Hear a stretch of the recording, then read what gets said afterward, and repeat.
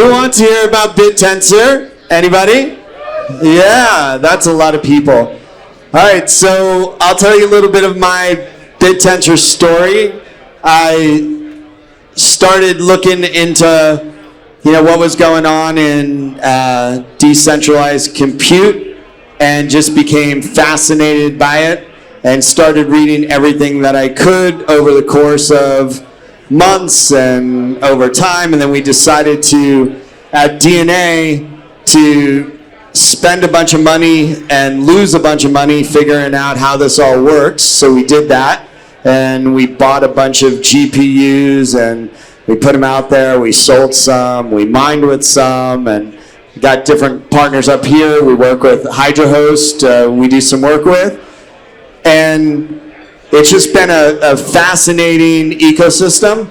I think that Bittensor and all the subnets have the ability to do some amazing things, and that if you don't know about what's going on in Bittensor and the subnets, you definitely want to pay attention here. I think there's a lot of alpha, no pun intended, but there's a lot of opportunity here. And then we'll also get the take from Ariel on all of what's going on in the GPU area. So I'll let everybody do a little introduction, and then we'll start the conversation. Hello, everyone. Hello, everyone. My name is Jose Caldera. I'm the co-founder and president of Yanes Compliance. I'm a serial entrepreneur. I've been dealing with different companies over the years. This is my fourth startup. And very happy to say that one of the things that has called my attention into the Bittensor was really how to make efficiently the compute and the use of AI. So I'm a firm believer in decentralized artificial intelligence, and I think it can power companies like mine that are coming sort of from the Web 2 world, but we are incorporating that as a fundamental part of how we do our company. Hi, my name is Matt Fuller. You gotta put it up here, then we'll listen to you. I think there's a typo. I'm with Bittensor.ai rather than the Bittensor team. There you go, just add AI on there. But we run the validator North Tensor. We've been in this space since early 2022. And we're building Bittensor.ai to be the front door to all things Bittensor, on-ramping, users, subnets, companies that want to jump into the Bittensor ecosystem. How do we get them into the space? How do we provide the educational platforms? And then of course, trading aspect for detail. So we're all in on Bittensor. Excited to collaborate with anybody here that's into the space and wants to learn more about how Bittensor and decentralized AI is going to change the future and make us all really rich. Hello, everyone. I'm Gavin Zantz, CEO and co-founder of Lead Poet. What we're solving for at Lead Poet is intent, and our first product in that manifestation is lead generation. We're currently on the Bittensor testnet, expecting for our MVP launch in the upcoming month. And I'll also be presenting more about Lead Poet after this panel, so happy to dive in more in our coming presentation. Hello, testing. My name is Ariel Duchapelle. I'm the co-founder and CTO of HydroHost. We're a bare metal infrastructure provider that focuses on GPU servers. We work with independent data centers to monetize their servers and make sure they're NVIDIA reference compliant. We're officially an NVIDIA cloud partner as of the last 2 months. And we work with a lot of clients who are Bittensor validators, nodes, who need access to high quality bare metal to make the arbitrage happen and actually serve that compute to the end customers of the Bittensor network. So I'll start out with Ariel on your side. You're seeing a lot of compute, for many different cases. To get a sense of how much compute is being allocated towards these decentralized networks, what are you seeing? Because you have insight into centralized, you have insight into all of it. What are you seeing, and how big is this right now, and how much room is there for growth in this area? Yeah, that's a really good question. So we've got customers from neocloud providers to AI model companies to Bittensor and other protocols as well. We're seeing a pretty healthy mix right now of all kinds of approaches and all kinds of experiments. So it's not too heavily weighted in any direction. I would say that the amount of compute that we see being utilized for Bittensor and similar kind of protocols is actually relatively high, higher than you might expect. So for the first time, we're seeing these kind of decentralized plays, these decentralized architectures actually competing on at least some level with a lot of the, not hyperscaler necessarily, but neo clouds, kind of centralized startup alternatives are very quickly growing. So how is that going to turn out? It's up to a lot of different variables, but I think there's a lot of interest and there's a lot of traction early on for this approach. Do you see people avoiding getting their own machines and running their own infrastructure because of this? Absolutely, yeah. So this hardware is the most expensive compute hardware that's ever been created, and it's only getting more expensive over time. So owning the capex for that is just not doable for a lot of folks. So what we're seeing is this decoupling of the industry, they're calling it, where you have the folks who are investing in the hardware and owning that, and that's really a separate business from renting it out to retail customers being the developers, the folks who are actually using the AI models, et cetera. So you have one side of the industry that's focused on really building the data centers, having the capex on their balance sheet, having all the financial tooling necessary, like loans and so on, to actually handle all that. And then there's the folks who are focused on the software side, which I consider Bittensor to be part of, and focus on actually making that accessible in bite-sized chunks, really reselling it to retail users in more useful ways with tooling attached to it, et cetera. So we're seeing that divide, and how that software side evolves and whether that becomes mostly centralized or decentralized at the end of the day, that's really an open question. But for the first time, I'm seeing that we could have a decentralized alternative that's pretty widely used and is able to compete with some of the startups in the space who are pursuing the kind of traditional centralized model. That's great. And so that's driving demand for you, even though the centralized guys are maybe not growing as fast, the decentralized stuff is, and people are getting used to using it. Yeah, the cool thing about decentralized stuff is that it's a protocol, so anybody can join, anybody can innovate on top of that, right? You're not stuck in the silo, so I think there's really cool network effects that can come with that. I don't think that guarantees anything. It really comes down to actual technical execution at the end of the day. But I think there's some innate advantages to the protocol approach and having different players, having different validators, different strategies, different niches that they can target, but utilizing the same substrate that can make it very interesting when competing against the traditional neoclouds that we're also serving. That's great. Thanks for the insight. Appreciate it. And it's exciting to hear that so much attention is going in that area, For sure. Yeah, I love it. I would have liked to hear that it was like a small fraction, though, of it as well. Because then I would have been like, oh, that's amazing. No, it's bigger than I thought. I remember the first Bittensor customer we had was at some point last year. I'm like, that seems cool. And then someone else was doing it. I'm like, oh, that's odd. And then I checked a few months ago. We have several customers who are running multiple nodes. And it's much bigger than I would have thought from a traditional perspective. Now, all you guys are involved in the running on the Bittensor ecosystem. Can you talk a little bit about your entry into the Bittensor ecosystem? What got you to choose to run on the ecosystem? And a little bit about how your business engages here so that people might get an understanding of how their business could also run on this ecosystem.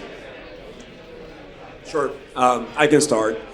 So how did I get here? My very good friend that you're going to hear from him later on and partner at BT Labs, we were having dinner and he was asking me about certain things about what he was doing, and I got interested in Bittensor. He was telling me about what it was, and the core of the company that I'm building is about using different types of AI to generate data sets, and very large data sets that are very used for a very particular purpose. One of the issues about building data sets is the cost of producing such data sets and the cost of producing models that allow you to generate those data sets. So for a company like ours that is growing, and there is a scale issue when you start thinking about the amount of data that you have to generate to sustain the clients that we have. So our clients are large banks, are cryptocurrency exchanges, are money service businesses around the world. So it's very important for us to produce these data sets at a cost that it makes sense. So one of the things when I started looking at Bittensor, and as you did, I went through the rabbit hole for about 2 months and came out on the other end absolutely stoked about it. And I realized that this actually makes a lot of sense. So there is a lot of problems that we have to solve that are difficult to solve. And Bittensor is a fantastic network for distributing incentives and incentivize people and scientists all over the world to collaborate and to say, yeah, this is the way I would solve that problem. So it made a lot of sense to me from the perspective not only of trying to reduce the cost of compute that I would need to do so I could keep growing my company, but also gives me access to scientists all over the world that are able to produce new and emerging algorithms and in emerging models that would actually make the type of products that we generate useful worldwide. So it made a lot of sense. So for me, we took part of that core, and then we're starting a subnet in the Bittensor protocol shortly after this. How many? So you're just starting now the subnet, Right. and the idea is to have people working, helping you solve your problem all over the world without even knowing who they are. Correct. So as a subnet owner, we kind of produce the framework, and then we ask people to generate and solve problems, and then we generate the incentives to do that. So there's a big thing about how you generate the framework so people that are contributing get rewarded properly. So that's one of the biggest things about Bittensor is how you reward and how you incentivize people to collaborate and operate with you. All right, so that's an important piece of the conversation on Bittensor is what is your reward mechanism? How are you going to reward people to engage in your subnet? What's that feedback loop that you're going to create, right? And it doesn't have to be AI only, right? Like one of the fastest growing and largest subnets right now has not doing anything with AI. It just has to do with hash rates and people contributing hash into the ecosystem and people being rewarded for contributing that hash. So if you have an idea for something that can have a feedback mechanism that can feed back into an ecosystem and reward people, that is what Bittensor can be used for. Now, obviously, it has an underlying AI element to it, and that's where it was launched, but a lot of people are starting to do things that are outside of just the AI arena. So tell us a little bit about yours. Yeah, so us and our team, we've been in crypto for 10, 11 years, and Bitcoin and Monero when it first came out. And so, we've been in crypto, been through all these cycles, got into Ethereum. But really, as soon as we learned about Bittensor, we had a close friend introduce us to the protocol, or not protocol, but the coin. And we looked at it, and it's like, this is the only good thing that's really come out of crypto since Bitcoin and Monero and early Ethereum. And so we've just been all in on buying as much as we can as soon as we learned about it, just because you can see when it has the same tokenomics as Bitcoin, you can tell they kind of have that mindset of, we're doing this for the greater good rather than selling to a bunch of funds for pre-sales and stuff like that. So we just bought as much as we could. And then, as we we're in the community, we thought, okay, let's start a validator. We have enough Tau. So we started validating in the ecosystem. That's been, it's a very hard thing to validate. It's a whole huge learning curve there. And so then we've just kind of pivoted into, all right, we're going to validate, but then we got in so early that we bought Bittensor.ai in hopes to provide a trustworthy resource. What a great name. I was like, when you searched for that name and it popped up and said $7.99, where you're like, oh my God, that's great. Exactly. Yeah. And we even talked to Jacob Steves about it, Const, and he was like, yeah, we dropped the ball. I don't know why I didn't buy that. So we're trying to use it for the greater good, provide a good resource. But in addition to that, we're still validating. But our main goal is how do we get people into the ecosystem? How do we get people to learn about Bittensor? How do we get subnets to advertise what they're building so that we can get our retail investors into the ecosystem to either utilize that decentralized AI models to build other products or just invest in the dynamic TAO that's recently been released. So we're firm believers that Bittensor is the future, decentralized AI is the future, and we need that community. We need to bring it back to our roots of the decentralization, get the community in here. We're trying to find people that want to build into the space, and make this more user-friendly and kind of step away from all the cabals that are currently controlling a lot of these tokens. So anybody that's out there that wants to build on Bittensor or feels that there's ways that we can bring more community in, we'd love to collaborate. We're trying to build this as a community and get as many people to learn about Bittensor as possible. Great. Totally. So I'll get a little bit into how I found Bittensor and found it compelling. So first, obviously, we're all into Bitcoin here. Bitcoin showed that incentives can drive real action. We have this secure ledger now that is securing over trillions of dollars. Bittensor is kind of the next level of that, where you can have multiple custom incentive mechanisms for digital commodities. What LeadPoet specifically is doing is around lead generation and the sales funnel, but really anyone can come into this protocol and design a mechanism that specifies the work that miners should be doing, and then also specifies the work that validators need to do to ensure that the miner work is accurate, legitimate, and really creating value.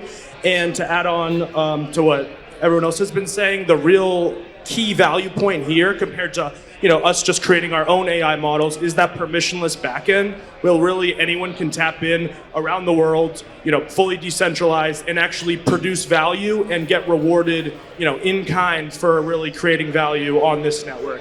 So that's what really attracted us to Bittensor, and the ecosystem has been great. Everyone's been really willing to connect for funding or for development help. So it's been a really great place to be building. So I think we'll just define a couple of things for people that don't know, because everybody up here is integrated into the ecosystem. So within Bittensor, you have TAO, which is the overlying ecosystem, the token, and then you have all these subnets that are started underneath them.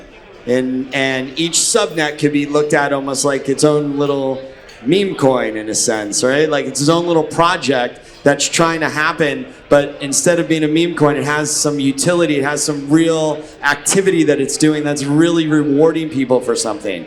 So then everybody is trying to earn as much TAO as possible, or earn the sub-token tokens, which are called alpha tokens in this case, and they're trying to get as many of those as they can, and some of them are staking them within inside those subnets, some of them are converting them to TAO and holding TAO and converting them in TAO, or staking them in TAO. So just as you hear the conversation, we'll pound this into your head for like the next 4 panels. So if the 15 people that are actually listening or get it right now, then we'll just say it again and again, and maybe you'll hear it next time. But this is the thing that I find to be the most fascinating about the ecosystem is the rewards that are coming back inside of here.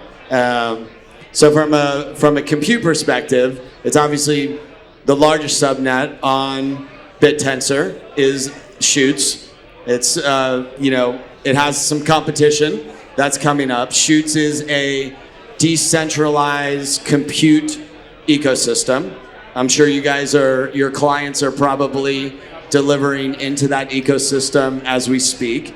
What do are you seeing other competitors besides Shoots come up? There are a few other, and are your clients starting to allocate to those other ecosystems? Yeah, we've seen folks play with most subnets that I've heard of, at least. I'm not super into the weeds on which subnets are up and coming, but I would say 80% of the ones I've looked at are on Shoots and focused on work in that direction.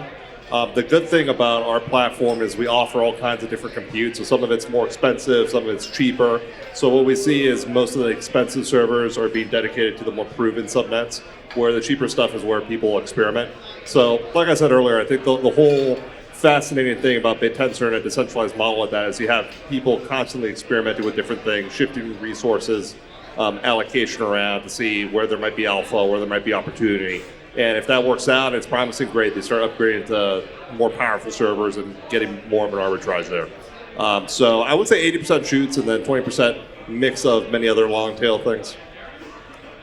So this last week, we had there's a big outage on Bittensor. It was down for 2 days, 2 or 3 days, somewhere around there. It seemed like 10 days, but it was down for a little bit, and that means that all this compute that was allocated towards making money in these ecosystems made zero for all those days. And this is expensive stuff. It's not cheap. All these clients, are losing money for those couple of days. And I'm sure you'll see the repercussions of that when everybody has to pay their bills at the end of the month. But it's, what do you guys think is the thing that concerns you about the ecosystem and things that you might be worried about, or maybe things that need to be enhanced? Totally. I'll start off with this one. So it was interesting to obviously see that it was down, not a great thing. Obviously, the network is still in its early stages. It has a path to decentralization, which is the North Star, but it's not fully decentralized yet. And they don't posit that it is fully decentralized. And what actually happened, it was an issue in the Polkadot substrate code. It could have actually occurred on any Polkadot chain. It just happened to occur on Bittensor because it's the only real Polkadot chain that actually gets use.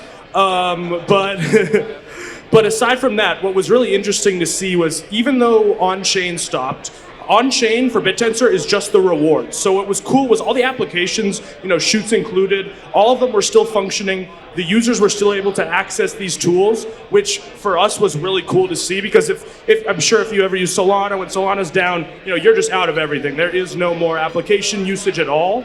But for Bittensor, it was still able to maintain. And then what we saw is, when the chain went back online, Shoots said, we are going to compensate our miners with tokens that they had themselves. So miners were pretty much working on the assumption that they would get compensated in some manner when the chain went back online. And they ultimately did, which was really cool to see, to be building on this chain, to see that it had that resilience factor, even if the chain went down. And, it's a clear roadmap to decentralize and, build more security into the chain.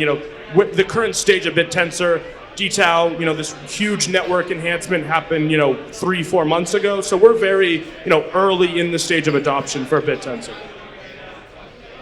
Yeah, I agree completely. I saw that when the outage did occur, there was some suggestions to swapping chains, which I think is rather ridiculous, just because we have these outages and you see it, I don't want to say all the time, but this is new chain is, like you're saying, not a new chain, but relatively new in the network. So I think as we iron out these kinks, we will have that successful dissolvement of the Open Tensor Foundation, where this will truly be decentralized. And I don't want to glaze the founders, but I feel like that they are very adamant that everything should run as it should before they really do kind of shut everything down and make it, allowed for the community to take over. So definitely kind of a bummer. And, we've seen this before with the hack of 2024, where they also paused the chain and there was a lot of uproar about that. And I think it's just like anything else. We're learning, we're improving, but it's definitely a community approach. And, there's never anything shady once there is an outage or the chain is paused. And so I think as we continue as a community, we can build this trust and have this successfully transition to fully decentralized. And I think that we are still very new. I think as a developer, as an owner, as a stakeholder, I was satisfied that it came back together. So people were working together to bring it back, and to me that speaks out of the community that is there. So this kind of things will happen again. This will not be the last one. I know we wish it would be, but it's not going to be the last one, and it's going to happen, again, and we are going to come back at it, and we're going to be fine with it. So I love to do these predictions in these panels. How many subnets do you guys think that we have this time next year when we're at the Bitcoin conference? Maybe we'll have a bigger Bittensor presence here and a bigger part of the community here.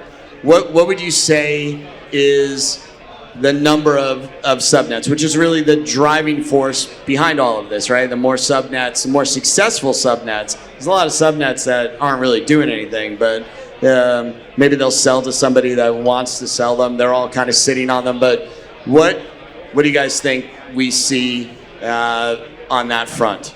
I don't know if you, Ariel, have any insight into that one, because that'll drive your compute usage as well, right? Yeah, I wouldn't. I guess an interesting question is like what metric really matters, right? Because like you said, I don't think absolute number of subnets makes a lot of sense, because there could just be a bunch that aren't doing anything. Maybe there's a threshold that makes sense, X amount of users per subnet. So I don't really know exactly how to answer that. I think just generally looking, what would we call a success for Bittensor over a year? How much growth in terms of overall usage? That could be on one subnet, that could be on a dozen. I don't think that matters as much. And I think between now and assuming this conference is exactly a year from now, anything that is 5 to 10% growth a month is like really impressive for any kind of centralized application, and it's even more so for a decentralized one. That compounds very quickly over time. So, I think there's a debate to be had about like what metric actually matters and actually capturing that and mapping that over time so we can actually measure if we're being successful or not. But I would aim for whatever that metric is, growing it by 5 to 10% a month. And that'll compound very quickly, and that will put Bittensor a year from now in a position to be a really large force to reckon with centralized neocloud providers.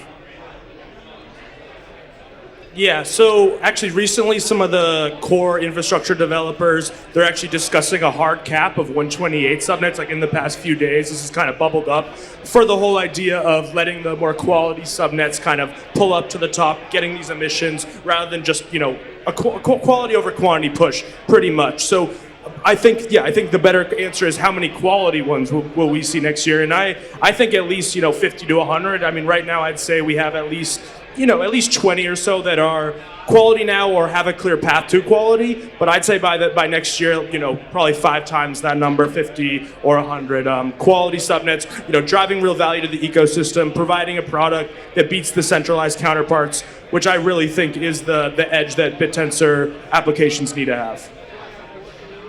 I agree with you. I think we should definitely have the throw the spaghetti against the wall approach.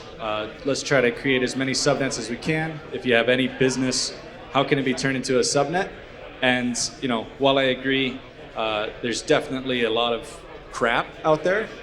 We need to focus on how do we get more quality subnets. But I definitely think within a year we could have 200 to 300 subnets, and maybe optimistically, a quarter or a half of those are very high performing, successful. But I'm very optimistic in the Bittensor space, and I believe that with the right people involved, we can definitely hit that goal. I'm one of those examples of companies outside Bittensor that went into Bittensor after being a company. I do think that if we are able to educate the market a bit more, I think more companies like mine would come into this protocol, and I think we would have a higher density of networks that have a bit more experience in businesses and so on. So I would say that I'm with the numbers around here. I would say we end up about 50 companies next year that are going to be like doing something productive in the network. So I'd encourage any of the builders that are here that want to, you're out there looking for money for your project. Think about building on this ecosystem. You can do it, start getting rewarded right away. You don't need to raise a bunch of capital, don't need to raise a bunch of venture. I mean, you're going to need some money to pay yourself and get going, but it is an ecosystem that if you're doing something that the community likes, they'll reward you right away, and your rewards will be fed back to you, and you'll know over a specified amount of time if you're having success in what you're building. So at DNA, we're putting a lot of resources here this year. We're going to allocate around $50 million worth of compute toward this ecosystem this year, and we're heavily into it. And if anybody out there wants to talk to us about it and has an idea of something that you want to build on this ecosystem, we're all ears. So thanks, guys. We appreciate you coming and taking the time to be here with us. Hopefully you guys learned a little bit about it, and we'll have a couple more panels. Thank you. Thank you.